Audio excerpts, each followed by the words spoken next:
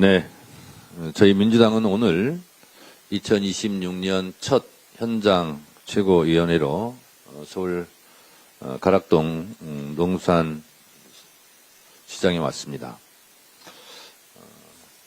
축구장 78개 면적 16만 평, 동양 최대 시장입니다.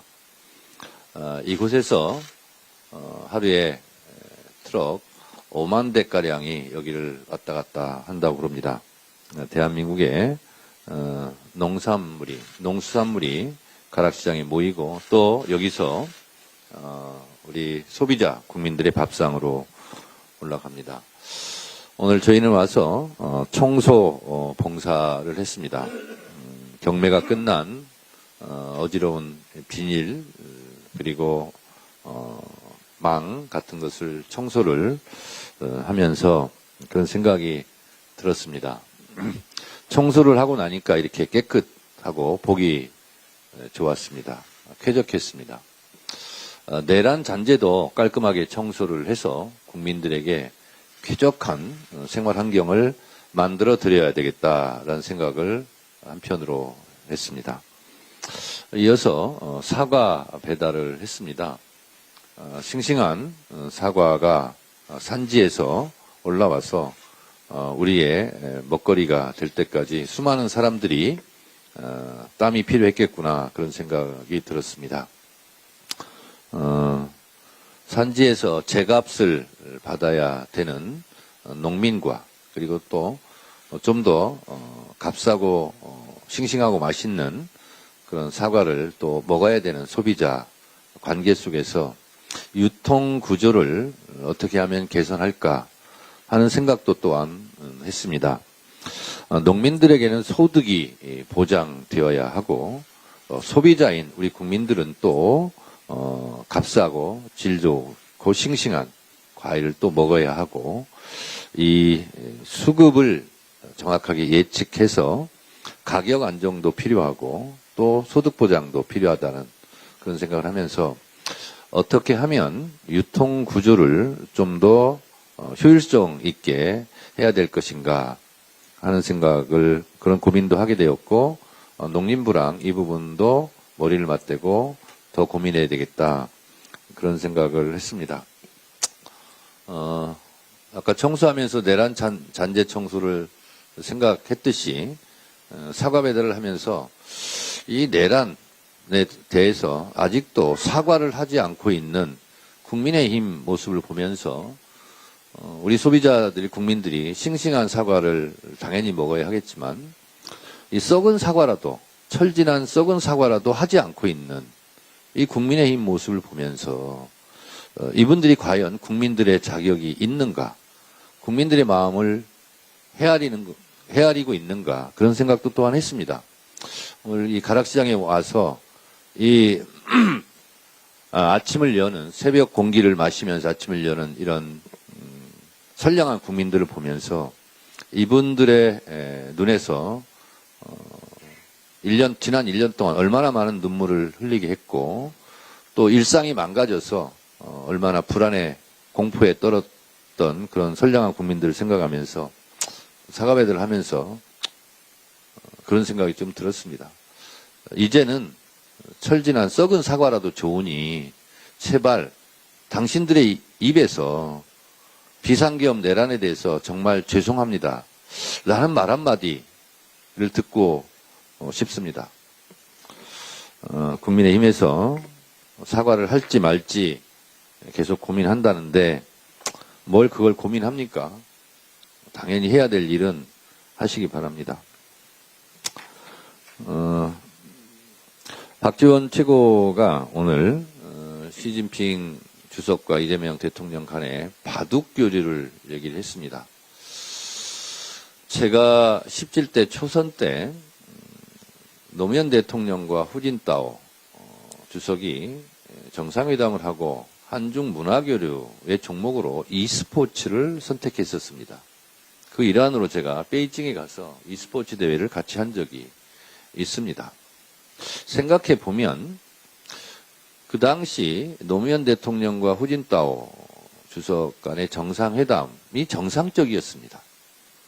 그런데 그 이후로 수많은 우여곡절과 극단적인 윤석열 정권의 한중 외교의 단절이라고 말할 정도로 교류가 끊겼던 그런 상태였습니다. 이것을 관계를 복원하고 전략적 파트너로 다시 정상화시키는데 지난 3년간이 얼마나 아까운 허송 세월이었나 그런 생각이 들었습니다. 이재명 대통령과 시진핑 주석이 샤오미, 선물 받은 샤오미로 셀카를 찍는 장면, 그리고 바둑 교류를 하자는 그런 합의, 그리고 에이펙 때 바둑판을 선물했던 이재명 대통령, 이것이 한편에 바둑을 두는 듯한 그런 양 정상이 서로 묘수를 두고 있는 듯한 그런 느낌이 들었습니다. 바둑 교류로 교류를 한다고 했으니 그동안 내란으로 일상이 망가진 것처럼 윤석열 정권 때 망가진 한중 관계가 정상화되는 그런 신호탄이 되었으면 좋겠습니다. 국가 경제라는 것은 안정적일 때 그리고 민주화의 토대 위에서 발전하는 것입니다. 이재명 정부가 출범하자마자 국가가 정상화되고 안정화가 되니까 코스피도 2,700에서 지금 더블로 가지 않습니까? 4,500을 오르내리고 있습니다. 이만큼 경제는 심리이고 그 심리는 안정을 기반으로 하고 있습니다. 윤석열 정권 때 망가뜨린 대한민국 경제도 정상화 시키도록 최선을 다하겠습니다.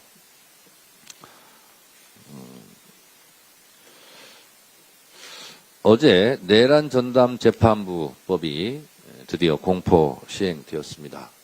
내란 전담 재판부의 가장 큰 특징은 조희대 대법원장의 입김을 차단한 것입니다. 서울고등법원, 서울지방법원 판사회의에서 내란 전담 재판부 판사의 기준을 정하고 그 기준대로 사무전담위원회로 보내면 사무전담위원회에서 내란 전담 재판부 판사를 결정하면 서울고법이나 서울중앙지법이 법원장이 도장을 찍으면 내란 전담 재판부가 곧바로 출범하게 됩니다. 원래 원안보다 상당히 전진된 개선된 조항입니다. 조희대 대법원장의 입김을 최소화시키는 내란 전담부가 이제 시행되게 되었습니다. 더 이상 침대 축구 하듯이 가족 오락관 하듯이 경박하게 경박하게 재판을 진행하면서 국민의 염장을 일렀던 지기현 판사 같은 경우는 다시는 안 보길 바랍니다.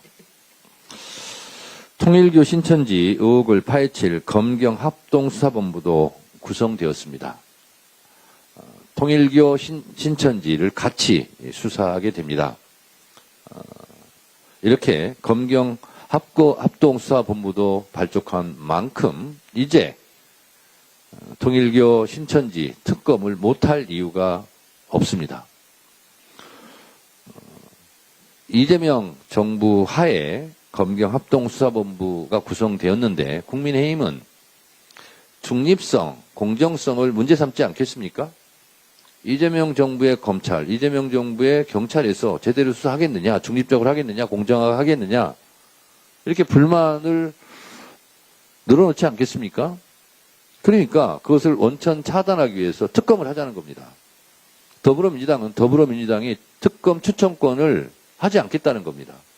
그리고 제3의 중립적인 단체 기관에서 특검을 추천하도록 그렇게 하는 법을 지금 제출을 했습니다.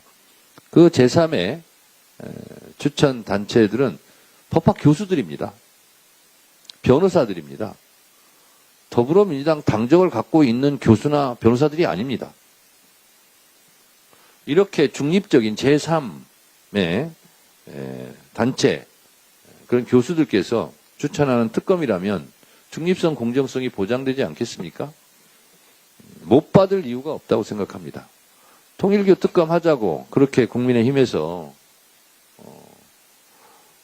얘기했고 민주당이 하자고 했으면 하는 거고 신천지는 기왕 헌법 정신에 맞게 정교분리 원칙을 어긴 부분이 있다면 같이 특검하는 것이 맞습니다. 신천지를 굳이 빼자고 하는 것을 보면서 저는 굳이 넣어야 되겠습니다. 그래서 합리적으로 이런 부분이 결정되었으면 좋겠습니다.